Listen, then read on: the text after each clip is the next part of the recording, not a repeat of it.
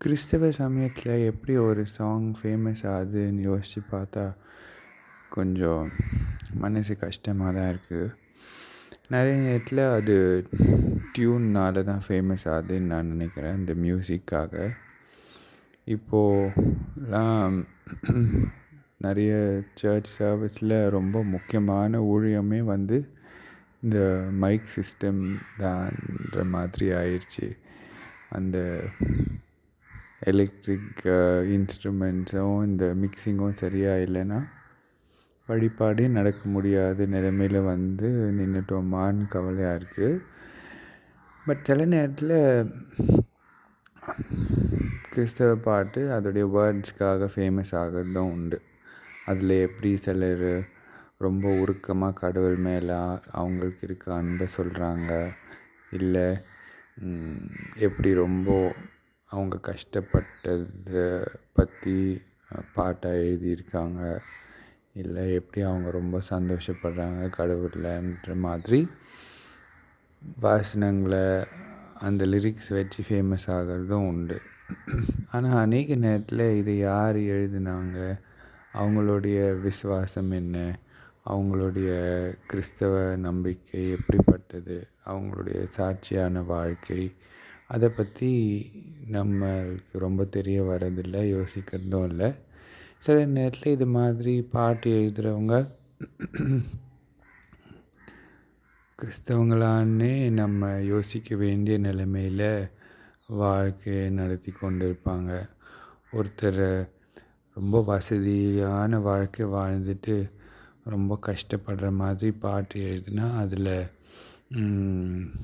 அந்த சென்டிமெண்ட் மக்களை ரீச் ஆகுமே தவிர, ஒரு தமிழ் சினிமாவில் வர ஹீரோ எப்படி ஏழை மாதிரி நடித்து ஏழைங்களுடைய மனசை திருடுறாரோ அந்த டெக்னிக் தான் வேலை செய்கிற மாதிரி இருக்குதே தவிர, அவர் உண்மையாகவே கஷ்டப்பட்டாரான்றது நம்ம ரொம்ப அதை பற்றி யோசித்து பார்க்கறதில்ல. அப்படி யோசித்து பார்த்தோன்னா அவர் கஷ்டப்பட்டாருன்னு கண்டுபிடிக்க முடியுமான்றது சந்தேகம்தான்.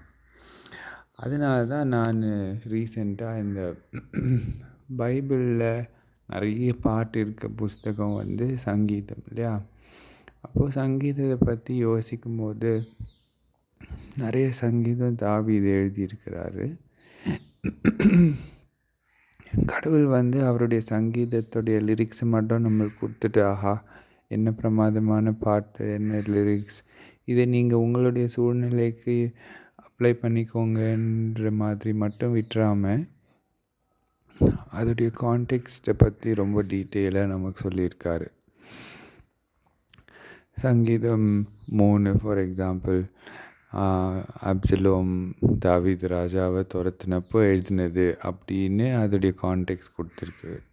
சங்கீதம் 51 தாவீது ராஜா பத்ஷேபாவுடைய பாவம் செஞ்சப்போ எழுதின சங்கீதம். ஆர் சங்கீதம் 18 சவுல் ராஜா தாவீது ராஜாவை துரத்துனப்போ எழுதின சங்கீதம் அப்படின்ற அந்த ஹிஸ்டாரிக்கல் குறிப்பு கொடுத்தது மட்டும் இல்லை, ரொம்ப டீட்டெயில்டாக நமக்கு தாவீது ராஜாவோட வாழ்க்கையை பற்றி சாமுவேல் மற்றும் நாளாகமம் புஸ்தகங்கள் எழுதியிருக்கு.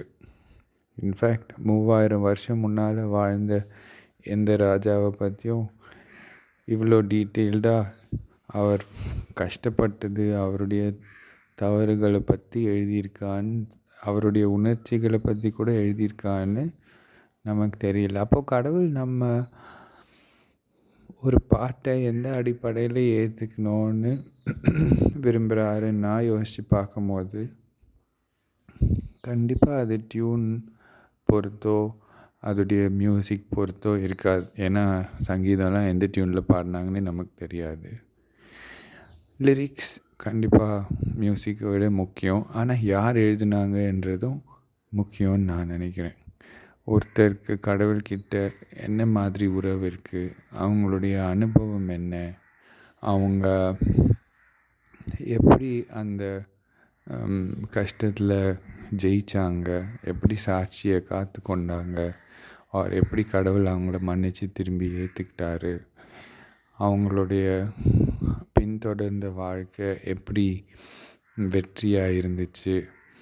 அவங்களுக்கு பின் வந்த சந்ததியார் அவங்களுடைய முன்மாதிரி போதனையினால் எப்படி சிறப்பாக வாழ்ந்தாங்க, இதெல்லாம் தெரியாமல் பாட்டை எனக்கு பிடிக்கும்ன்றதுனால திரும்பி திரும்பி பாடுறது போது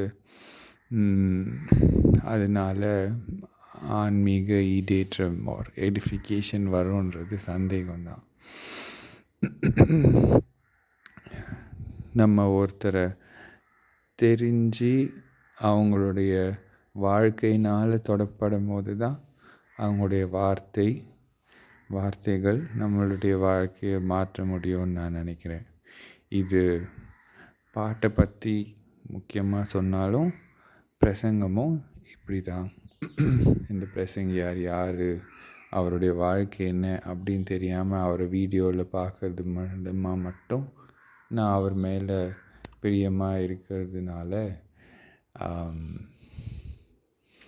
என்னுடைய வாழ்க்கையை அது எவ்வளோ மாற்றுன்றது ஒரு சந்தேகத்துக்குரியது. அதே மாதிரி அவங்களுடைய வாழ்க்கை தவறான விதத்தில் மாறி போயிடுறதுக்கு நம்மளுடைய ஆதரவை நம்ம தெரியாமல் கொடுத்துட்ருப்போம். யோசித்து பார்க்கலாமா?